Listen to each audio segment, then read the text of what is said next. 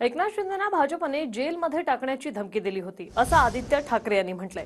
एकनाथ शिंदेंवर भाजपसोबत जाण्यासाठी दबाव होता असंही आदित्य ठाकरे म्हणाले। तर एकनाथ शिंदेंवर कोणतीही चौकशी नव्हती असं देवेंद्र फडणवीसांनी प्रत्युत्तर दिलंय। एकनाथ शिंदेंवर कोणताही आरोप नव्हता असं फडणवीस म्हणतात। केवळ विचारांसाठी एकनाथ शिंदे बाहेर पडले असंही फडणवीसांनी म्हटलंय। आज भाजपाने सांगितलं मिंदेना आमच्यात या न तर तुम्हाला जेलमध्ये टाकू।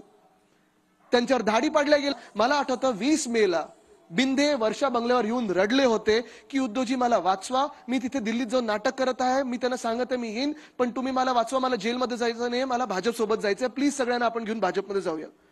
40 गद्दारांनी अन्नावर शपथ घेतली होती। खुर्चीच्या ऑफरवर आपले विचार सोडणारे उद्धव ठाकरे आणि आदित्य ठाकरे, एकनाथ शिंदे नाही। बाळासाहेबांचे खरे वारसदार एकनाथराव शिंदे आहेत। विचारांकरता बाहेर पडले आहेत।